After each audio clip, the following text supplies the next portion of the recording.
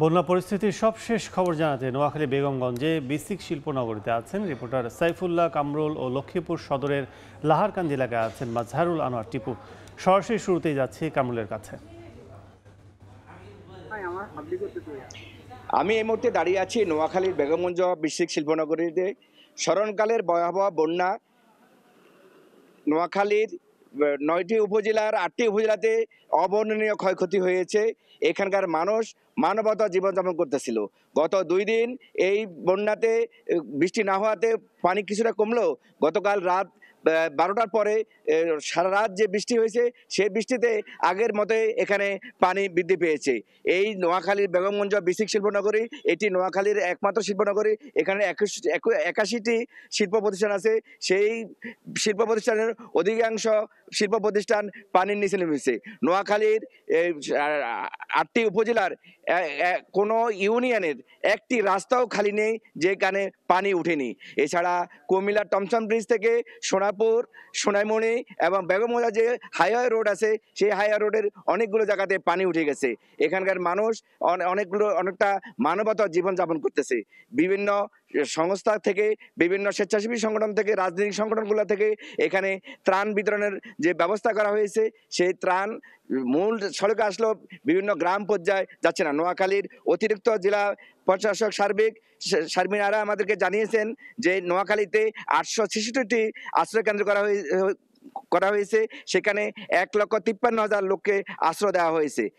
ইতিমধ্যে দুইজন উপদেষ্টা, গতকাল এবং পরশু দুইজন উপদেষ্টা এই নোয়াখালী সফর করে গিয়েছেন। আজকে সমাজ কল্যাণ মন্ত্রণালয় বিষয় উপদেষ্টা শারমিন এস মুর্শিদ নোয়াখালী সফর করবেন। এছাড়া বিএনপি, জামাত ইসলামী এবং ইসলামী ঐক্যজোট সহ অনেকগুলো দলের বড় বড় নেতারা এখানে, সেন্ট্রাল নেতারা এখানে এসেছে।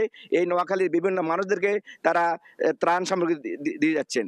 বিভিন্ন সংগঠনগুলো থেকে যে ত্রাণগুলো দিচ্ছে তারা মোটামুটি শহরের মানুষগুলো পাইলেও সে যে বিশেষ করে বেগমগঞ্জের কাদিরপুর, শরীফপুর, হাজিপুর এবং এই যে গ্রামগুলো আছে সেখানে এখনো ওভাবে ত্রাণ পৌঁছেনি।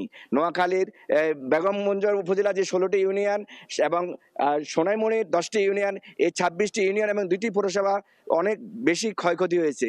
বিশেষ করে ফেনী অঞ্চল থেকে যে পানি এই নোয়াখালীর দিকে আসছে সেই পানির কারণে এখানকার যারা বয়স্করা আছেন তারা বলছেন গত 50 বছরে তারা এত পানি তারা এখানে দেখেনি। এখানে মানুষ অনেকটা মানে কাজকর্মহীনতা, বিশেষ করে নিম্ন আয়ের মানুষগুলোর অবস্থা খুবই খারাপ অবস্থায় আছেন। এখানে হাই স্কুলগুলো এবং প্রাথমিক বিদ্যালয়গুলো এবং মাদ্রাসাগুলোর দ্বিতল এবং তৃতীয় ভবনে এখানে মানুষ আশ্রয় নিয়েছেন। বিশেষ করে নারী এবং শিশুরা অনেকে বিভিন্ন রোগে আক্রান্ত হচ্ছেন। এখানে ডায়রিয়ার অবস্থাও ক্রমান্বয়ে অবনতি হচ্ছেন। সব মিলে নোয়াখালীর মানুষ অনেকটা মানবতার জীবনযাপন করতেছে। এই এলাকার মানুষের দাবি ত্রাণের পাশাপাশি এই এলাকার যে ক্ষয়ক্ষতি হয়েছে সেই ক্ষয়ক্ষতিগুলো যাতে করে সমাধান করার জন্য সরকার সেই পরিকল্পনা গ্রহণ করে, সেজন্য সেই ব্যবস্থা করে। এখানকার রাস্তাঘাট ছাড়াও মানুষের বাড়িঘর, মানুষের বসত এবং যতগুলো পুকুর আছে, যতগুলো মাছের ঘের আছে সবগুলো ভেসে গিয়েছে। এখানে ক্ষতি রয়েছেন। এই ছিল নোয়াখালীর বেগমগঞ্জ থেকে আমার কাছে বন্যার সর্বশেষ খবর। আমরা এখন লক্ষ্মীপুরের খবর জানার জন্য আমরা যাবো লক্ষ্মীপুরে আমাদের সহকর্মী টিপুর কাছে।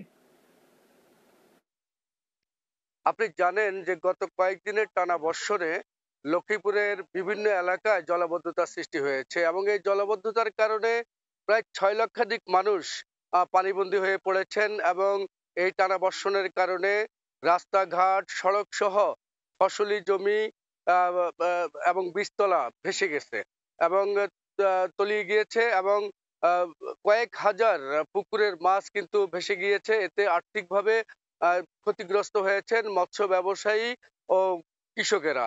আপনি জানেন যে আমি এই মুহূর্তে অবস্থান করছি লক্ষ্মীপুর সদর উপজেলা লাহারকান্দি এলাকায়। এখানে কোনো স্থানে হাঁটু পরিমাণ পানি, কোথাও কোমর পরিমাণ পানি। এখানে বিভিন্ন এলাকায় বসত বাড়িগুলো পানি প্রবেশ করেছে, কোনো বসত ঘরে পানি ঢুকেছে এবং যারা লাকড়ির চুলায় রান্না বান্না করেন তাদের সেই রান্নাঘর কিন্তু তলিয়ে আছে, যার ফলশ্রুতিতে কিন্তু গত কয়েকদিন ধরে এই এলাকার বাসিন্দারা কিন্তু রান্নাবান্নার কাছ থেকেও বিরত রয়েছেন। এতে তারা চরম ভাবে মানবতা জীবনযাপন করছেন। মোটামুটি খেয়ে না খেয়ে কিন্তু তাদেরকে দিনেতিপাত করতে হচ্ছে। এছাড়া এখানের যে পানির যে অবস্থা, তাতে এই এলাকার মানুষগুলো কিন্তু আ আ কলা গাছের ভেলা তৈরি করে কিন্তু তারা এখান থেকে মানে বিভিন্ন জায়গায় তারা কিন্তু যাতায়াত করছেন। এবং স্থানীয়দের সাথে কথা বলে আমি যতটুকু জেনেছি যে গত গত ২ দিন লক্ষ্মীপুরে বৃষ্টি না হলেও গত রাত্রে কিন্তু হালকা থেকে মাঝারি ধরনের বৃষ্টি হয়েছে রাতভর। এতে করে প্রায় ১ থেকে ১.৫ ফুট কোথাও, কোথাও পানি কিন্তু বৃদ্ধি পেয়েছে। তাছাড়া নোয়াখালীর যে বন্যার পানি লক্ষ্মীপুরে দিয়েই কিন্তু প্রভাবিত হচ্ছে। বিশেষ করে রহমতখালী খাল, ভুলুয়া নদী এবং ওয়াবদা খাল দিয়ে কিন্তু এই সমস্ত পানি লক্ষ্মীপুরের দিকে আসছে। তবে বিভিন্ন জায়গায় বাঁধ নির্মাণ করা এবং খালের পাশে বসতি গড়ে তোলার কারণে কিন্তু পানি নিষ্কাশনে কিন্তু প্রতিবন্ধকতার সৃষ্টি হচ্ছে। এর কারণেই কিন্তু পানি যেভাবে মেঘনা নদীতে নামার কথা সেভাবে কিন্তু নদীতে পানি কিন্তু নিষ্কাশন হচ্ছে না। লক্ষ্মীপুরের যে জলাবদ্ধতা সেটা অনেকটা মানব সৃষ্ট। মানুষ যত্রতত্র বাড়িঘর নির্মাণ করা এবং বিভিন্ন খাল দখল করার ফলে পানির যে স্বাভাবিক ফ্লো বা স্বাভাবিক গতিতে যে পানিটা নেমে যাওয়ার কথা সেভাবে কিন্তু পানিটা নামতে পারছে না। যার কারণেই কিন্তু দিন দিন বিভিন্ন এলাকা কিন্তু জলাবদ্ধতার সৃষ্টি হচ্ছে। এবং এই নোয়াখালীর যে পানি এখান থেকে প্রভাবিত হচ্ছে, সেই কারণে লক্ষ্মীপুর সদর উপজেলার বিভিন্ন জায়গা কিন্তু প্লাবিত হচ্ছে এবং বসতবাড়িতে পানি উঠার কারণে মানুষ কিন্তু নিদারুণ কষ্টে দিন ইতিবাত করছেন। আপনি জানেন যে লক্ষ্মীপুর একটি উপকূলীয় জেলা। এই উপকূলীয় জেলার মেঘনা তীরবর্তী ২ টি উপজেলা রয়েছে, রামগতি এবং কমলনগর। এবং রামগতি এবং কমলনগর উপজেলার নির্মাঞ্চল কিন্তু জোয়ারের পানিতে প্লাবিত হলেও একটা নির্দিষ্ট সময় পরে কিন্তু সে পানি কিন্তু নেমে যাচ্ছে। তবে এখানের পানি প্রত্যেকটা সুইচ গেট কিন্তু খোলা আছে, পানি নামছে।